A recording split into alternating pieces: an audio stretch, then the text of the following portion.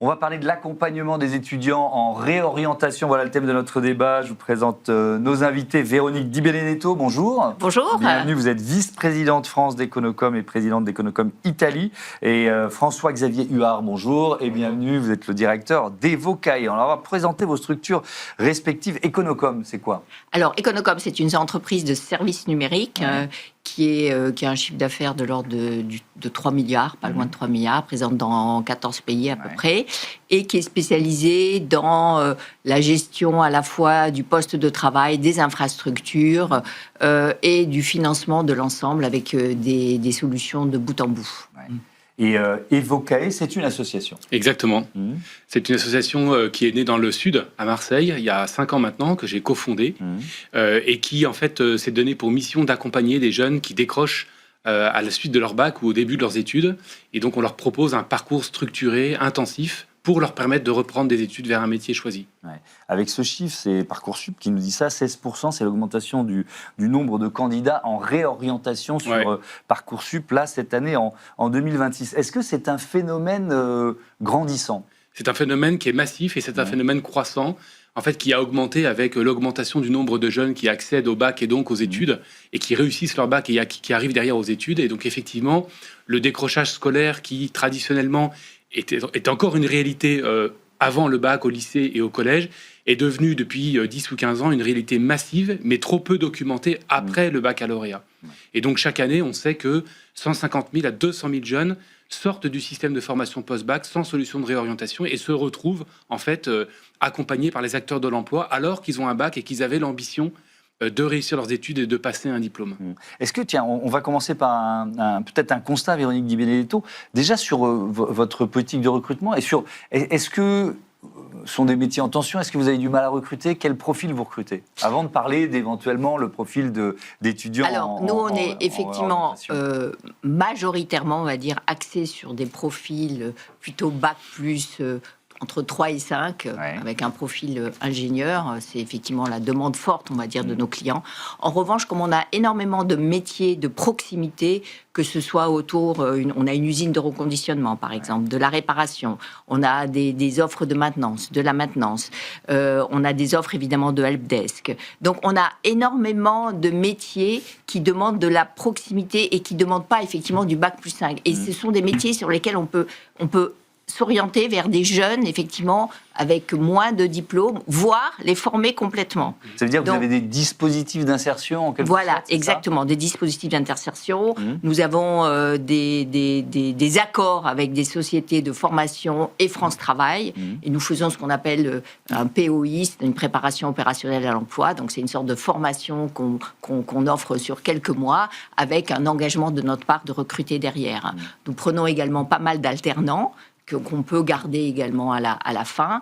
Et donc, sur tous ces métiers de reconditionnement, de maintenance, de techniciens de proximité, de helpdesk, nous avons effectivement... Helpdesk, c'est quoi? Ah, pardon, c'est tout ce qui est le allô, quand vous avez un problème informatique et qu'on on a besoin de vous aider. Bon, voilà. Et donc, tous ces métiers demandent une tête bien faite, mais ne demandent pas forcément une quantité de diplômes que d'autres métiers, sur lesquels on est plus avec des demandes beaucoup plus fortes. Donc, je pense que le numérique offre sa chance à énormément de personnes. Alors, on était très en tension dans le passé. Effectivement, là, aujourd'hui, la tension est un peu moins forte, mais quand même, elle reste présente. C'est pour ça qu'on ouvre nos possibilités pour pouvoir s'orienter vers des jeunes. Est-ce que c'est un secteur, justement, le numérique, qui est souvent demandé par les profils d'étudiants en réorientation? Oui, absolument.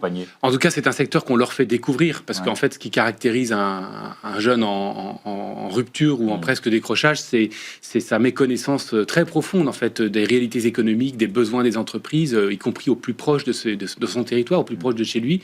Et donc faire découvrir des métiers comme ceux que Véronique nous explique là, ça fait partie de notre mission et on a besoin, nous, justement, des entreprises pour présenter ces métiers dans leur richesse, leur potentiel. Et effectivement, le numérique fait partie des secteurs qui sont fondamentaux. Qu'est-ce qui pousse les jeunes que vous accompagnez à changer de voie? Ils se disent n'y a pas de débouché pour les études que je suis en train de faire, ou alors ça ne m'intéresse pas, tout simplement. C'est quoi les facteurs? Alors, nous, pour les jeunes qui viennent nous voir, c'est des jeunes qui sont en fait en situation de détresse personnelle très forte. Donc, en fait, eux, ils ont complètement lâché la rampe et donc on les récupère et on va reconstruire avec eux un projet complet.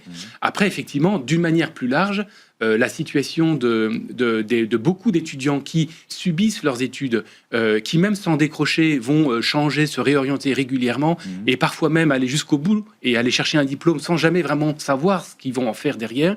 C'est une situation qui malheureusement est trop présente, et en fait cette absence de sens pour beaucoup de jeunes, elle pénalise ces jeunes et leur parcours, mais en fait elle constitue aussi un frein collectif à la fois social et économique pour toutes nos sociétés et toutes nos entreprises. Il y a des signaux de décrochage, de mal-être qu'on peut détecter? Oui, en fait, ce signal, c'est le silence et l'absence. En fait, ce sont des jeunes qui partent, c'est des signaux très faibles, c'est des jeunes qui partent sur la pointe des pieds, et effectivement... Qui n'assistent plus au cours, qui quittent les amphis, qui ne viennent plus en cours, qui ne demandent pas d'aide. Généralement, ils ont honte, ils n'osent pas demander d'aide, ils voient leurs camarades qui, eux, tracent leur voie. Et un enjeu fondamental pour des dispositifs comme les nôtres, c'est de repérer ces jeunes, et c'est pour ça qu'on ne travaille jamais seul, on travaille toujours en partenariat avec les universités, avec les acteurs de l'emploi, avec des associations de jeunesse qui, elles, sont au contact direct avec ces jeunes. Il y a une petite musique depuis quelques années sur une génération qui serait réfractaire, moins adaptée au monde de l'entreprise, plus revendicative. Est-ce que vous glissez dans cette petite musique ou est-ce que c'est pas ce que vous ressentez, vous? Alors moi, je ne suis pas d'accord avec cette petite musique, clairement.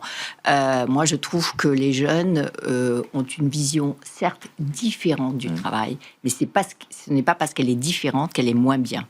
Et donc, je m'inscris vraiment en faux, parce qu'en fait, ils ont des engagements forts, à la fois personnels et professionnels. Mais peut-être pas sur un temps 24-24, sur des temps, effectivement, qui sont un peu croisés, mixés. Mais moi, je les trouve extrêmement engagés. Et justement, extrêmement... Enfin, ce qu'on a... parfois, effectivement, je suis complètement d'accord avec ce que vous avez dit. Il faut aller les chercher, parfois, pour leur redonner une certaine confiance. Parfois, ils arrivent... Et d'ailleurs, les femmes aussi, dans le numérique, c'est un souci, parce qu'on n'a pas suffisamment de femmes dans le numérique. Les femmes, il faut aussi aller les chercher une par une. Mais quand ils sont là, ils sont là. Et après, tout est question de management. C'est à l'entreprise de s'adapter aussi. Mais c'est également à l'entreprise de s'adapter. On est dans un monde de mutation. Il n'y a pas qu'une des parties qui doit s'adapter. Les deux parties doivent s'adapter pour justement avancer. Et c'est ce croisement-là qui fait la force d'une entreprise. Est-ce qu'il y a des idées reçues sur le monde de l'entreprise que vous devez combattre d'une certaine façon? Ah bah énormément. Ça fait partie de nos missions éducatives que de déconstruire ces idées et de les remplacer par quelque chose à la fois de réel et d'enviable et qui va donner envie à ces jeunes de rejoindre ce monde du travail. Et donc on s'appuie pour ça sur les entreprises, sur les professionnels, les entrepreneurs qui en fait toutes les semaines viennent témoigner de leur parcours et viennent montrer à quel point il y a une place pour ces jeunes et une place qui va les rendre heureux.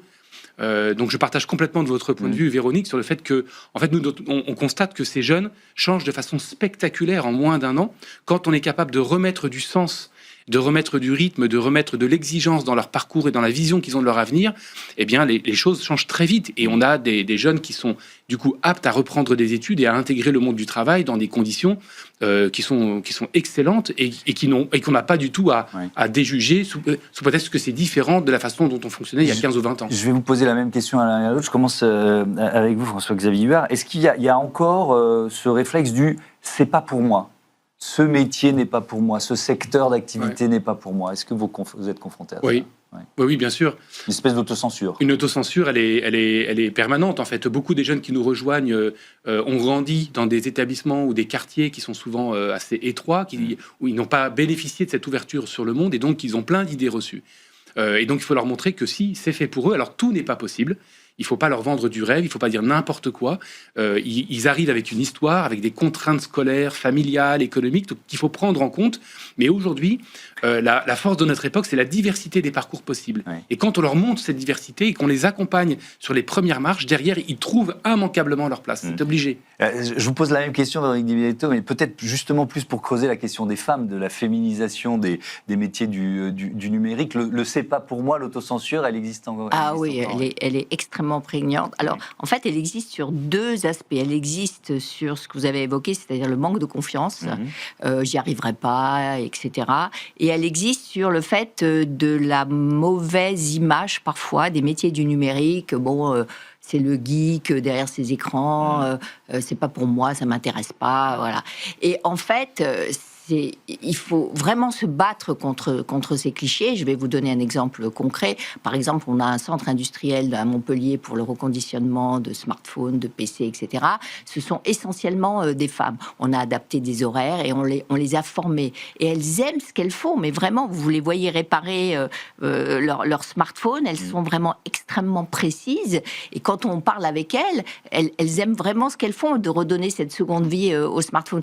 Et c'est un métier... Au départ, vous dites ça à une femme, c'est pas le métier qui peut-être les intéresse. Donc, il y a plein de métiers qu'il faut découvrir. Il y a une richesse de métiers dans le numérique et il faut pouvoir les décrire. Voilà. Ça passe notamment, vous l'avez un peu évoqué tout à l'heure, les dispositifs d'alternance, de stage.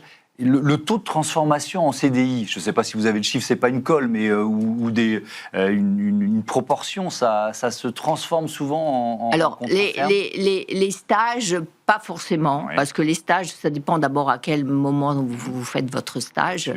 Et puis, en revanche, les alternants, oui, c'est très fréquent. Alors, j'ai pas le pourcentage en tête, mais c'est quand même très fréquent parce que très souvent, ils sont justement, s'ils sont bien intégrés, c'est la continuité, je dirais, normale.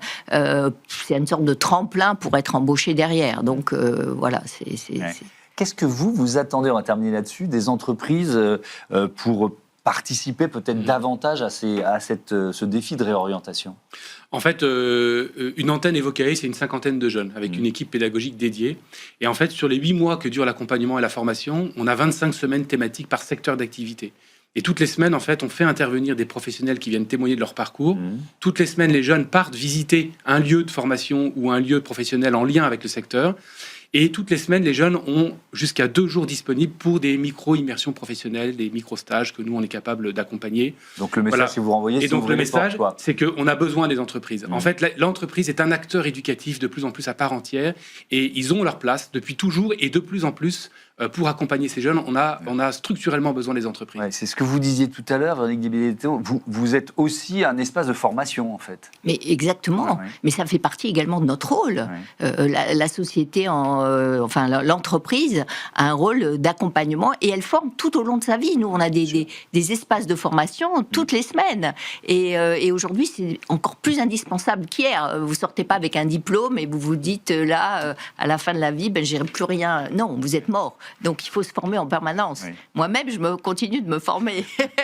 Et pourtant, ça fait très longtemps que je suis sortie de mon école. Et les défis, comme moi, et les défis évidemment liés à la montée en puissance de l'intelligence artificielle fait qu'on a une vision, c'est difficile d'avoir la vision de ce que seront les métiers du futur, évidemment. Merci beaucoup à tous les deux d'avoir participé à ce débat pour votre accueil sur Bismart for Change. C'est l'heure du grand entretien de ce Smart Impact avec l'économiste de la post-croissance, Timothée Parric.